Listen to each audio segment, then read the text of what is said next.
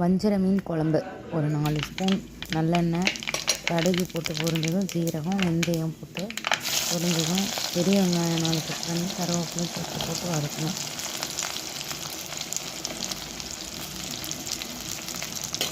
வெங்காயம் நல்லா வதங்கினதும் ஒரு 2 தக்காளி பழம் அரைச்சி வச்சுருக்கேன், அதையும் சேர்த்து நல்லா பச்சை வாடை போகிற வரைக்கும் வதக்கணும். தக்காளி பூண்டு போட மறந்துட்டேன். வெங்காயம் ஒரு 10 கல் பூண்டை தட்டி அதோடய போட்டு நல்லா வதக்கணும். இதெல்லாம் நல்லா வதங்கணும்.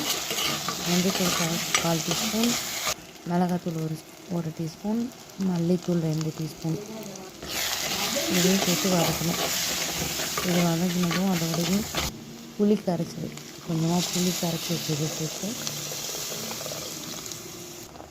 தண்ணி தேவையான அளவு சேர்த்து கொதிக்க வைக்கணும். அது ஓரளவு கொதித்ததும் அது கூட கொஞ்சம் தேங்காய் அரைச்சி சேர்த்துக்கணும்.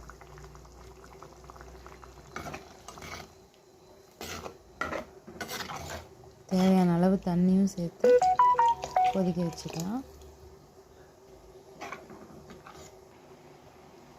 உப்பு தேவையான அளவு. அது நல்லா கொதித்து வரும்போது மீனையும் அதோடு சேர்த்து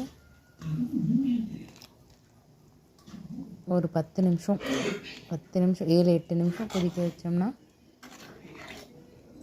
வஞ்சர மீன் குழம்பு ரெடி.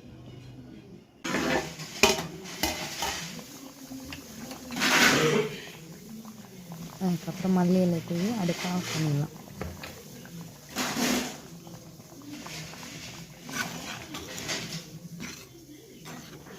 ஆக்சுவலாக நான் வைக்கிற குழம்பு ஸ்டைல் வேறு. இன்றைக்கி இந்த மாதிரி ட்ரை பண்ணலான்னு பண்ணியிருக்கேன்.